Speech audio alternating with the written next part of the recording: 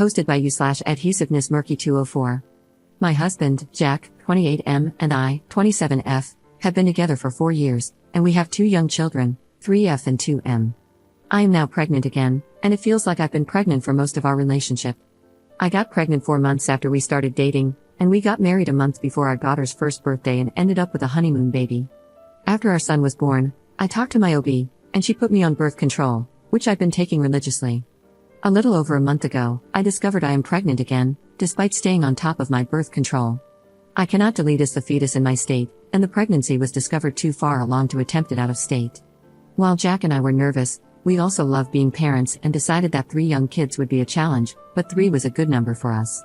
Then we went in for the first ultrasound and got some unexpected news: it's twins. Things have been tough financially, and while we were stressed but excited for a 3rd child, we were not expecting a 3rd and 4th child. Beyond the finances, I'm the primary caretaker, and I know that twins are going to be a lot. 3 children under 5 are already a lot, but 4 children under 5 is going to be really, really difficult for me. Physically, I'm tired of being pregnant. I've been pregnant or breastfeeding for the majority of our relationship. It's exhausting, it feels awful, and I don't recognize my body anymore. 4 children are enough, and I don't want more. I told Jack that I was done with pregnancy. I've been pregnant enough, and I've been experimenting with different types of birth control for over a decade, and I still can't stop getting pregnant. Fetus deletus isn't a valid option where we live, so we need something more permanent. He agreed and suggested an IUD. I told him no because if it did fail, then it could cause an ectopic pregnancy, which could unalive me, especially where we live. Birth control has failed me multiple times already, and I'm not taking the chance, so I suggested a vasectomy. He was not open to the idea and was even upset that I suggested it. He told me I should get my tubes tied. I told him a tubal ligation is a much bigger surgery, and I could be recovering for weeks, during which time I wouldn't be able to work or take care of our 4 young children, but he could ice his balls for a day or 2 and be done with it. He told me that not getting pregnant was ultimately my responsibility and topped it off by saying, "That's what your body or choice means, your body, so you choose." That's when it went from a discussion to a full-blown fight. When I was 19, I had another birth control failure with my boyfriend at the time, whom I'll call Tom. I wanted to terminate the pregnancy, but Tom did not because he was opposed. I told him I was getting it done since it was my body and my choice, and Tom said some horrible things to me, including threatening me. I broke up with him and got the termination done.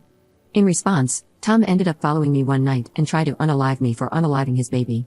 I don't want to go into detail, but it was horrible, and he ended up going to prison for a number of charges related to the attack.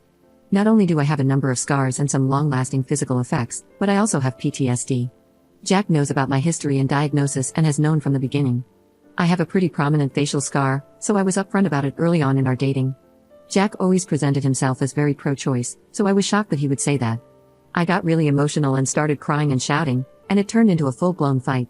Eventually, I said that birth control is a two-way street, and so far, I've been the only one managing it, and he said, "And now we have 2 kids and 2 more coming, so great job."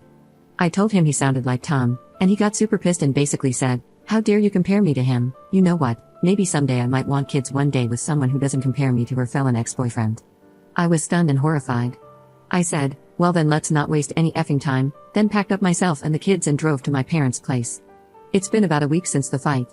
I've spoken with Jack a few times, and he has since apologized and said he was out of line and speaking from a place of anxiety after finding out about the twins. However, he also mentioned that I said things that were out of line and it was wrong of me to insist he undergo a medical procedure. He said we can move on from the things I said, and that he wants to see his children and be a family again.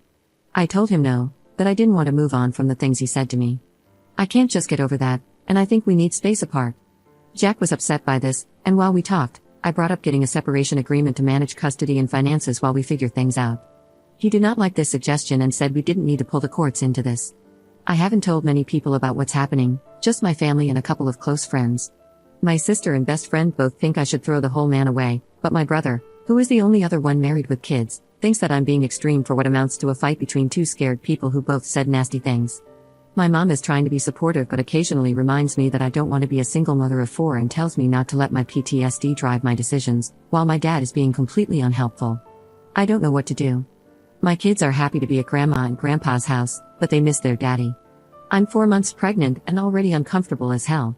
I wish I could go back to being a happy little family, but I'm so hung up on the things he said in that fight.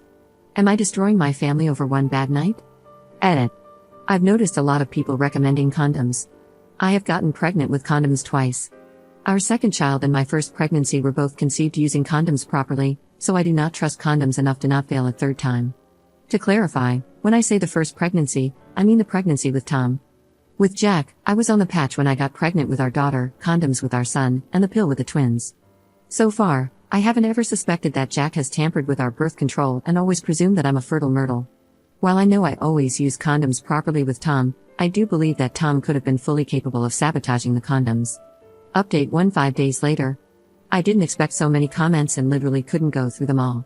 It seemed like the majority of people said I was not the jerk, but I did get a lot of people telling me I was wrong for trying to force him to get a medical procedure and telling me to get one instead.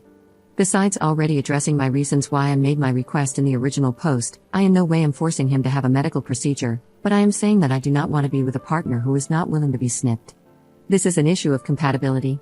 The number of children you want, the methods of birth control you're willing to use, those are issues of compatibility and a reason relationships end all the time. If he doesn't want to be sterilized, that's fine, but then that means that we're not compatible anymore, since it means he wants more children and I don't. Beyond that, there were some comments and some DMs that were just nasty, calling me a serial unaliver and saying my body is a cemetery. Sadly enough, I expected those types of comments, because I know there are a lot of Toms out in the world. To clarify on someone saying my husband is a narcissist, abuser, psychopath, and he does no childcare, my husband and I historically have had a really healthy and loving relationship outside of this fight. In fact, this fight is the first time we've really had a serious argument, as we've only ever had minor disagreements that we've been able to talk through. He's an active father, and the reason I do the majority of childcare is due to circumstances between maternity leaves, our job schedules, and the fact that I breastfed my babies. Someone also presumed I'm the breadwinner, which isn't quite true. Jack makes more than me, but we do not have deeply significant differences in our incomes. When he is home, he does his fair share of cleaning and cooking, arguably more than me at times, and parenting. That being said, the things he said in the heat of the moment were deeply concerning, and we're addressing that together. So, to get down to the nitty-gritty of the real update, since the last time I posted, Jack and I have sat down together and had a real come-to-Jesus talk. I'm not going to go through the whole breakdown, but it basically boiled down to this: it's the vasectomy, but it's more than the vasectomy. It was wrong of me to compare him to Tom, but it was even more wrong of him to weaponize my trauma against me in a very malicious way.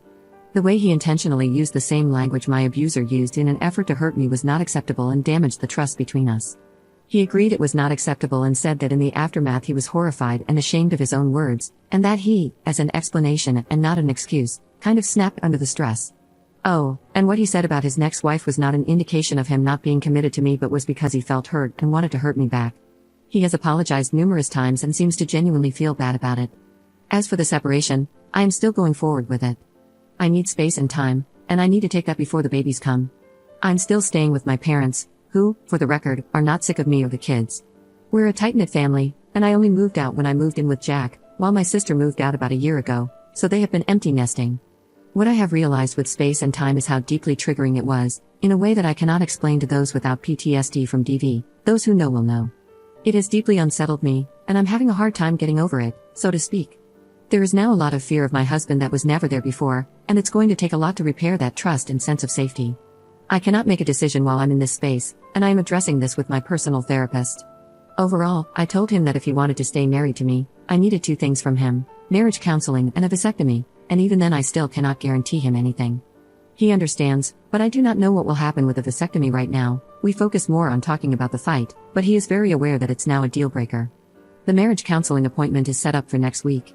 I'm hoping that counseling will bring some clarity to the situation, and in the meantime, for the next couple of months, I'm focusing on giving my kids lots of cuddles and preparing myself for 2 new babies to come into my world, with or without Jack. Update 2-3 months later. I haven't wanted to update because I know a lot of people had different opinions about the original posts. I have still been consistently receiving comments since I last posted, so I figured it was worth updating because a lot has happened. Since my last post, we went through with the separation and maintained 50-50 custody, though we only shared this with those closest to us. We also started attending couples counseling weekly, and TLDR, we both had a lot to work through, and we both put in a lot of effort. I'm not going to share his reasons for his aversion to the vasectomy, but he did share them with me, and he had some beliefs about masculinity that he needed to deconstruct. We did a lot of work on the core issue, which was his weaponization of my trauma during a fight. That was always the biggest issue, far more than the vasectomy. We did a lot of work around that since it opened up the doors to a lot of deeper issues for both of us. We stuck to the agreed upon separation time since we both wanted to resolve this one way or another before the twins are born. While we worked with our therapist, we did not discuss the vasectomy outside of structured sessions in therapy. Our therapist believed that, given our situation, it was best for Jack's decision to undergo the procedure or not to remain a non-discussion so we could focus on the deeper issues at hand. This approach did help make our discussions more productive, but it also meant that I've been in the dark about his decision. There has been a lot of soul-searching and many serious discussions between Jack and me. Things he said in therapy and in conversation have led me to believe that he is deeply regretful of his words, understands their gravity, and is committed to doing the work to ensure it never happens again. He hasn't once said anything to reinforce those ideas or implied that he truly believed what he said. I've been open to and listening to his words, while also being aware that it could be lip service. The agreed-upon separation has ended. We had our final therapy appointment within the separation period recently, and some things have happened during this time with our families that have introduced complications but also provided some clarity. Jack went through with the vasectomy. He iced his balls for a day and was fine. No, I did not force him. It was his own decision. And no, I did not end the separation immediately after he did it, and yes, he knew that would be the case when he went through with it. We still did the work. He is not castrated, he is not emasculated, he is the same man he was before, just shooting blanks, and he did not develop some rare disorder from it. He actually got snipped shortly after we started therapy and couldn't tell me because of the vasectomy talk moratorium. He did not get snipped to gain intimate access to me, he did not do it to save the marriage, and we still did the work and are continuing to do the work. We are going to continue therapy together and are in the process of reunifying. So, we are still together, my husband is snipped, but now we have some really difficult decisions to make about the viability of living in this state and raising our children here. Following reunification, our next big hurdle is deciding what to do about living here. This is something Jack and I have been discussing in passing for a couple of years, and more recently, we've revisited the topic. This isn't something I've blindsided him with, it's not new information. It's actually a conversation that's been ongoing for years between us and just happens to be coming to a head now, especially since most of the reason we've stayed has been to remain close to my family. His family is more spread out and less close. Both my sister and my brother, along with his wife, have recently experienced things that have made them no longer feel safe here. My sister, at least, has already decided to move after what happened to her and how the laws here made it so much more traumatizing for her. We have one daughter, and in the next few months, we may have up to 3 daughters. How can we justify raising them here, knowing how the state would treat them? So that's where we are. We are still together, still actively working on our relationship, and continuing with therapy, couples and individual for both of us. He got the vasectomy and is doing great. Our next hurdle is deciding whether we want to continue living in a state that has proven to be dangerously hostile. I don't know what else to say, that's pretty much it right now. I know the initial issue has been resolved, but somehow there's still a lot of uncertainty about the future. I guess that's life. Anyway, that's all, y'all.